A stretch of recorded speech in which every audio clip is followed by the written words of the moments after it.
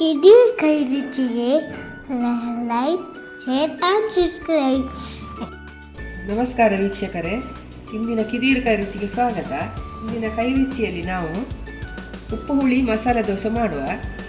ಅದಕ್ಕೆ ಬೇಕಾಗಿರೋ ಸಾಮಗ್ರಿ: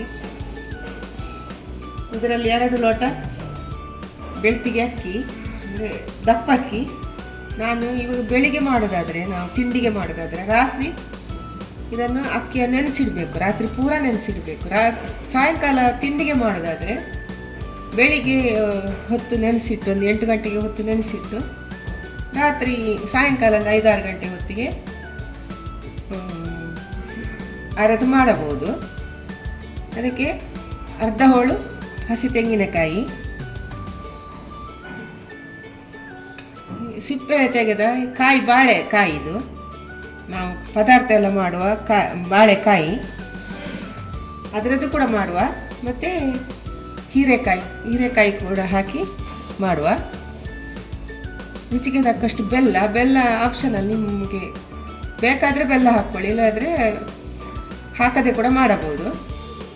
ಅದಕ್ಕೆ ಅರ್ಧ ಚಮಚ ಮೆಂತ್ಯಕಾಳು, 2 ದೊಡ್ಡ ಚಮಚ ಉದ್ದಿನಬೇಳೆ, 1 ಚಮಚ ಜೀರಿಗೆ ಮತ್ತು ಹಸಿ ಕೊತ್ತಂಬರಿ, ಹಸಿ ಜೀರಿಗೆ, ರುಚಿಗೆ ತಕ್ಕಷ್ಟು ಉಪ್ಪು, ಸ್ವಲ್ಪ ಹಳದಿ ಪೌಡರ್, ಸ್ವಲ್ಪ ಇಷ್ಟು ಹುಣಸೆ ಹುಳಿ, ರುಚಿಗೆ ಖಾರಕ್ಕೆ ಅನುಸಾರ ಮೆಣಸು. ನೀವು ಜಾಸ್ತಿ ಖಾರ ಅಂತಾದರೆ ಜಾಸ್ತಿ ಹಾಕ್ಕೊಳ್ಬೋದು. ನಾನು 2 ಮೆಣಸು ಹಾಕ್ಕೊಂಡಿದ್ದೇನೆ. ಮೊದಲಿಗೆ ನಾವು ಬಾಳೆಕಾಯಿಯನ್ನು ಈ ಬಾಳೆಕಾಯಿಯಲ್ಲಿ ಕೂಡ ನಾವು ಮಾಡಬಹುದು.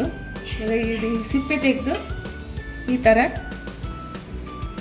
ಹೋಳುಗಳಾಗಿ ಮಾಡಬೇಕು. ಮತ್ತು ಹೀರೆಕಾಯಿಯದ್ದು ಮಾಡೋದಾದರೆ ಈ ಥರ ಹೀರೆಕಾಯಿಯದ್ದು ಸಿಪ್ಪೆ ಎಲ್ಲ ತೆಗೆದು ಸಾಧಾರಣ ಈ ಥರ ಕಟ್ ಮಾಡ್ಕೊಳ್ಬೇಕು.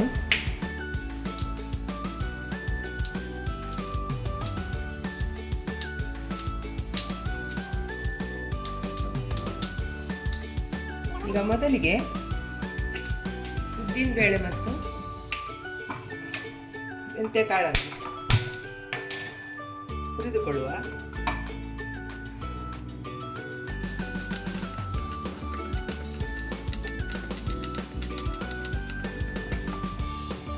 ಒಟ್ಟಿಗೆ ಹಾಕ್ತೇನೆ ಮೆಂತ್ಯಕಾಳು ಮತ್ತು ಉದ್ದಿನಬೇಳೆ.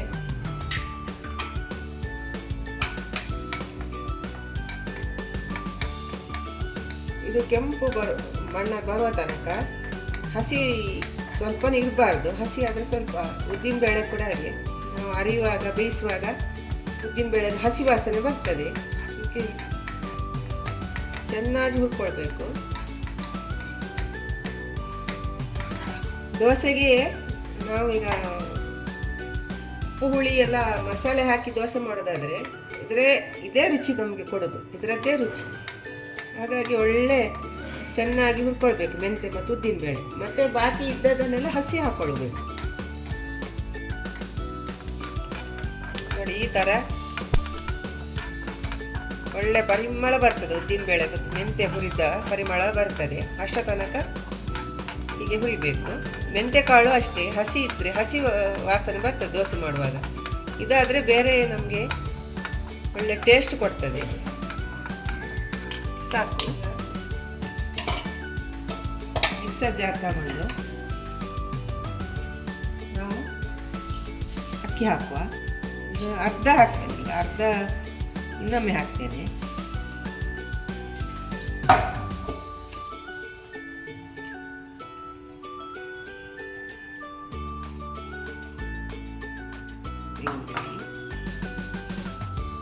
ಎಲ್ಲ ಹಾಕ್ಕೊಳ್ಬೇಕು. ಹಸಿ ಜೀರಿಗೆ ಮತ್ತು ಕೊತ್ತಂಬರಿ ಬೀಜ, ಮೆಣಸು, ಹುಳಿ, ಉಪ್ಪು,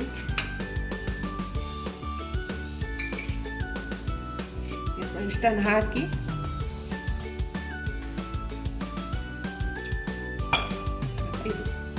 ಇದನ್ನು ಕೂಡ ಹಾಕ್ತೇನೆ ಒಟ್ಟಿಗೆ. ಇಷ್ಟನ್ನು ಹಾಕಿ ರುಬ್ಬಿಕೊಂಡು ಬರೋಣ.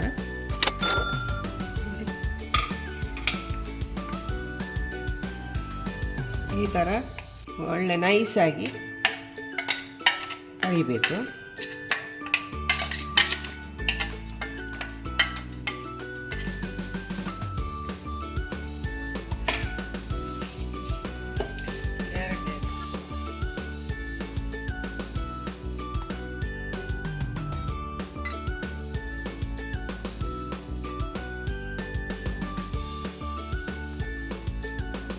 ಟ್ರಿಪ್ ಕೂಡ ನೋಡಿ ಹಾಕಿದೆ. ಈಗ ಎಲ್ಲ ರುಬ್ಬಿ ಆಯಿತು. ಪೂರ ರುಬ್ಬಿ ಆದ ನಂತರ ಈ ಬೆಲ್ಲ ಹಾಕ್ಕೊಳ್ಳುವ.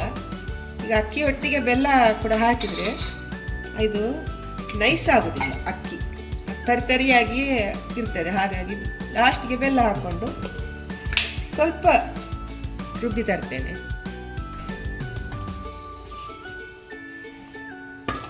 ಬೆಲ್ಲ ಹಾಕಿದ್ದು ಕೂಡ ಈ ಥರ ಆಯಿತು.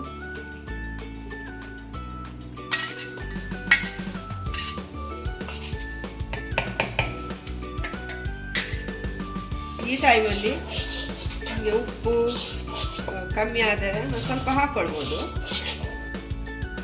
ನಾವು ದೋಸೆ ಎಲ್ಲ ಉದ್ದಿನ ದೋಸೆ ಎಲ್ಲ ಮಾಡ್ತೇವಲ್ಲ, ಅದಕ್ಕೆ ಹಿಟ್ಟು ಇಡಬೇಕು. ಖಾರ ಎಲ್ಲ ಜಾಸ್ತಿ ಬೇಕಂದರೆ ಅರಿವಾಗಲೇ ಒಂದು 2 ಮೆಣಸು ಜಾಸ್ತಿ ಹಾಕಿದರೆ ಅದು ಕೆಂಪು ಮೆಣಸು. ಹಿಟ್ಟು ರೆಡಿ ಆಯಿತು. ಈಗ ದೋಸೆ ಕಾವಲಿ ಇಟ್ಟಿದ್ದೇನೆ. ಮೊದಲಿಗೆ ಹೀರೆಕಾಯಿಯದ್ದು ಮಾಡ್ತೇನೆ. ಹೀರೆಕಾಯಿ ಹಾಕಿ ದೋಸೆ ಮಾಡ್ತೇನೆ. ಈಗ ಮೊದಲಿಗೆ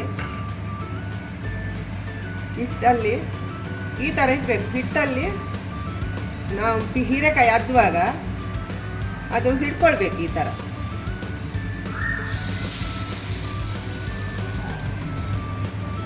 ಸ್ವಲ್ಪ ನೀರಾದರೆ ಹೀಗೆ ಹಿಡ್ಕೊಳ್ಳೋದಿಲ್ಲ. ಹಾಗಾಗಿ ದೂರ ಇಡಬೇಕು.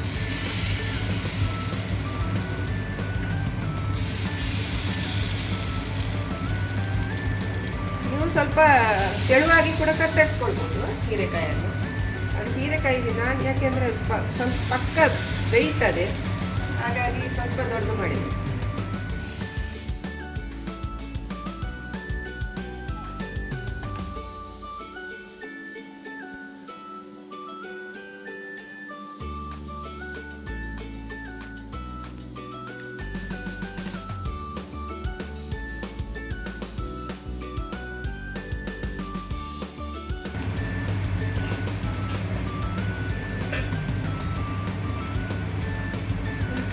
ತೆಂಗಿನ ಎಣ್ಣೆ ಹಾಕುವ.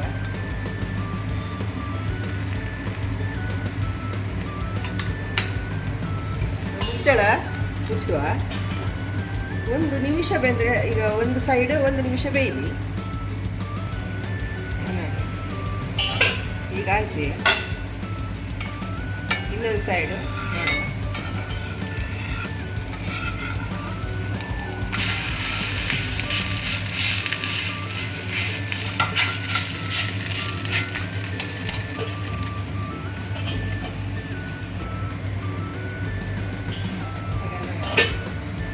ಎರಡು ಸೈಡು ಬೆಂದಾಯಿತು.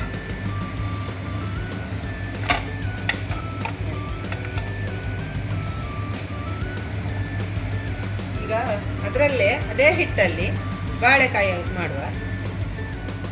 ಬಾಳೆಕಾಯನ್ನು ಹೀಗೆ ಕಟ್ ಮಾಡಿ ನೀರಲ್ಲಿ ಹಾಕಿಡ್ಬೇಕು, ಇಲ್ಲಾದರೆ ಕೂಡಲೇ ಅದರ ಕಲರ್ ಕಪ್ಪಾಗಿಬಿಡ್ತದೆ. ಇದನ್ನು ಕೂಡ ಹಾಗೆ ಈ ಥರ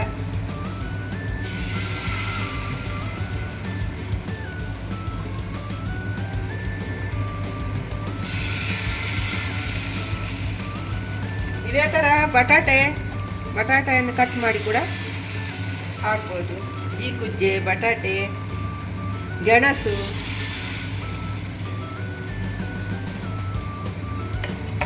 ಸೀಮೆ ಬದನೆಕಾಯಿ ಎಲ್ಲ ಥರದಲ್ಲಿ ಕೂಡ ಹೀಗೆ ಇದೇ ಹಿಟ್ಟು ಇದೆ, ಅದಕ್ಕೆ ಎಲ್ಲ ದೋಸೆ ಹಿಟ್ಟು ಇದನ್ನೇ ಹಾಕ್ತೀವಿ.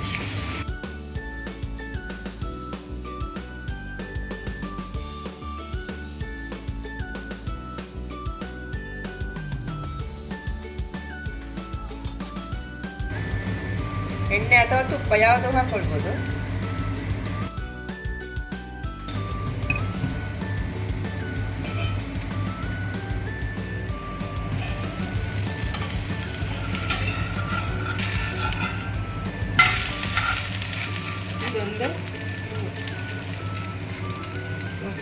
ಅರ್ಧ ನಿಮಿಷ ಬೇಯಲಿ. ಈಗ ಸಾಕು ನೋಡಿ, ಇಷ್ಟು ಬೆಂದರೆ ಸಾಕು.